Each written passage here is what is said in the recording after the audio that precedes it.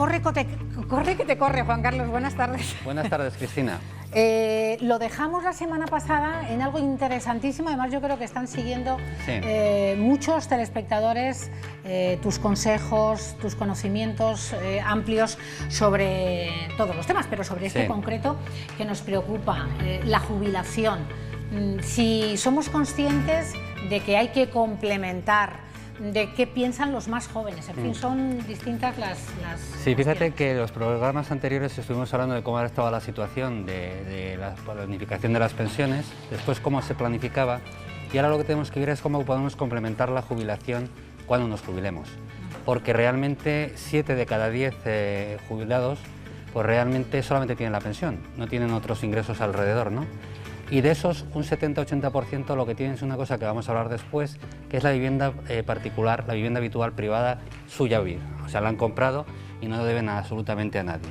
Fíjate que los presupuestos generales del Estado para el año 2021, que hablaremos en otro programa, cómo afecta a las familias, pues hay 3 cosas que son muy importantes. La subida de la pensión, que ha subido este año.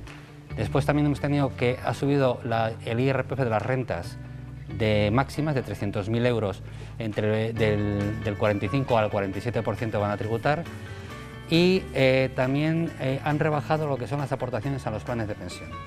Para complementar una pensión, una jubilación, necesitas, lo más fácil es un plan de pensiones, pero cuanto antes lo hagas, mejor, mucho mejor, evidentemente.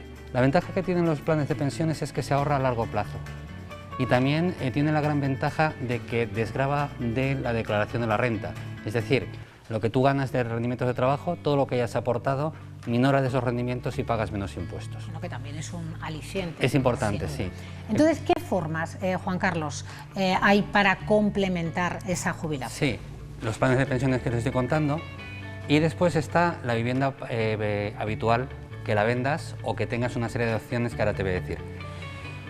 Permíteme que siga otra vez con el plan de pensiones porque es importante. El plan de pensiones tiene una ventaja de que vas ahorrando a largo plazo, pero tiene una desventaja a la hora de recuperarlo. Solamente se puede recuperar por 3 vías, o porque te jubilas a tu edad, bien porque tienes una enfermedad gravísima y tienes que rescatarle, o bien también porque tienes un desempleo de larga duración, ¿vale? El problema cuando lo rescatas es que todo lo que has ido aportando durante todos los años anteriores aparece en tu declaración de la renta de golpe. Ah, eso es un problema. Si tú lo rescatas con una única retirada de dinero, imagínate que tú has ahorrado 100.000 euros y que los intereses que has tenido de ese dinero son 120.000.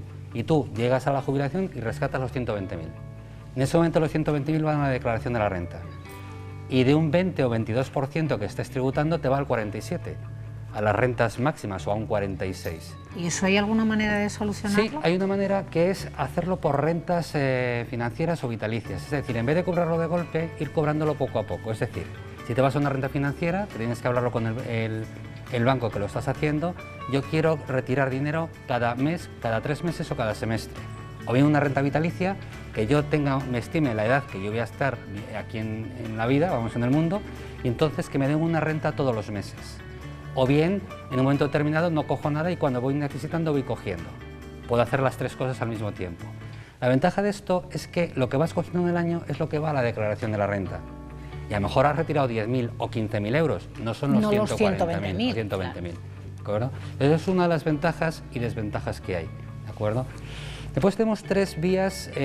Si no son planes de pensiones, lo más importante del español es que él ahorra comprando la casa. El resto de Europa, lo normal es que alquilen la casa, no lo compren, ¿de acuerdo? Yo creo que deberíamos ir, antes de nada, a hacer la pregunta a la calle. Efectivamente, me has leído el pensamiento. Te estaba viendo moverte. Digo, vamos a escuchar la opinión de los ciudadanos, como hacemos siempre, y después continuamos. Ay, nunca me lo he planteado. Yo es que no sé responder a esa pregunta. Es algo que podría tener en mente, pero no, ahora mismo no pienso en eso. De momento a ver si nos podemos jubilar. La tengo complementada, hija. Soy viuda de un autónomo. Con 600 y pocos euros no vives. Sí, plan de pensiones sí que lo tendría pensado. Pero bueno, es que como tampoco sabemos cómo van a estar las pensiones del futuro ni nada, pues la verdad que ni idea. O sea, no es algo que me preocupa ahora mismo, tengo otras preocupaciones en la vida. Es que no lo he pensado, no he llegado ahí todavía. Pues después de 43 años cotizados, que te den un mínimo, pues no piensas que te den el 100%. Entonces, pues complementar no he pensado nada. No lo he hecho y creo que no lo voy a hacer ya porque me queda muy poco. Normalmente supongo que hará algún plan de pensiones o alguna cosa de estas que te ofrecen, pero no, ni lo he mirado y además cuando me lo preguntan o se ponen en contacto las entidades financieras, lo evito, no quiero hablarlo. Pues no, la verdad que ahora mismo todavía no he pensado nada de mi jubilación. Entonces no sé ni cómo voy a acabar el año que viene, no me da todavía para pensar la jubilación. Bueno. Tienes que estar... hay un problema, por eso hay un problema. Es que esto, de verdad, que es un sondeo sobre la población clarísimo, además de todas las edades. No se lo han planteado. Ninguno. Bueno, realmente existe un estudio, lo haremos el próximo lunes. Vamos a hablar de los millennials, de las personas, los chicos de jóvenes de 35 y menos años, cómo se tienen que plantear la jubilación y qué tienen que considerar, ¿no? Y hay una encuesta hecha a nivel nacional para esta gente, pero ya el lunes que viene. Mira, la idea es, para complementar tu pensión, el resto de Europa normalmente no compra la casa de los ciudadanos europeos, lo que hacen es alquilar. Entonces el dinero que no ¿y alquilan en proporción a un precio similar al nuestro, al español, o están por debajo? Quizás sea más caro, pero también se gana más. O sea, la proporción del consumo es bastante más, del poder adquisitivo es más allí que aquí. Porque tú sabes el planteamiento que hace el español. Claro. Para lo que tengo que pagar en alquiler, me sale mucho más a cuenta comprar una casa. Sí, evidentemente, hasta ahora sí. Evidentemente hasta ahora sí, porque tenías cubiertas todas las necesidades, incluso de la jubilación. El problema es que la jubilación empieza a peligrar, ¿no? Las pensiones empiezan a peligrar, no la jubilación. Entonces lo que puedes hacer en un momento determinado es coger tu casa y hacer lo que se llama, primero venderla, si la quieres vender, e irte a un sitio donde te cueste menos la siguiente casa. Entonces la diferencia entre precios lo ahorras. O bien te vas, por ejemplo, al mundo rural, en donde los gastos son menores y las casas son más baratas. Y por tanto, aquello que has ganado con la venta de tu casa inicial, lo puedes dedicar a una renta vitalicia, lo puedes dedicar a ir distribuyendo todos los meses. Es una especie de plan de pensiones. Claro, es un plan de pensiones. Hay otra cosa que se llama vivienda pensión, que es una renta vitalicia. La tienen que hacer los mayores de 70 años. Y es entregar la casa a un banco. Sí. El banco es dueño de esa casa a partir de esos momentos.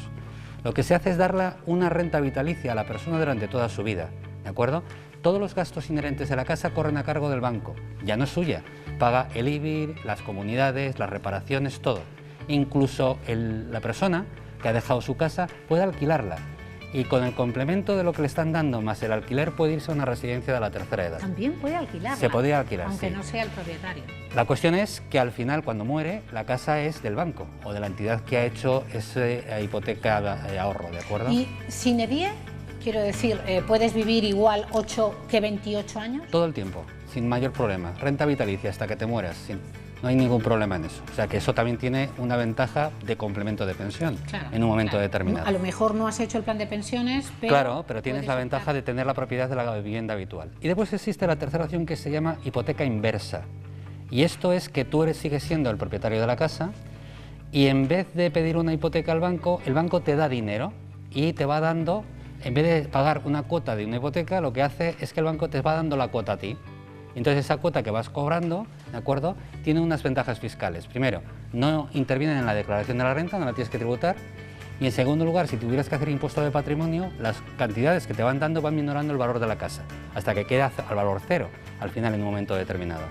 Lo que es la ventaja de todo esto, o la desventaja, es que si te mueres antes de la finalización del contrato, tus herederos tienen tres opciones: o vender la casa para devolver ese préstamo, o pedir otro préstamo para devolver ese préstamo, o de alguna de las formas dejar la casa en el banco para que se lo queden ellos, porque no tienes dinero suficiente para poder pagar las cantidades que te han dado. Te ha abonado el banco, ¿no? Entonces, es importante que la vivienda habitual, que es nuestra, que es más de un 70-75% de los jubilados actuales, pues es una moneda de cambio muy importante para complementar una pensión en un momento determinado y que hay que tenerla en cuenta.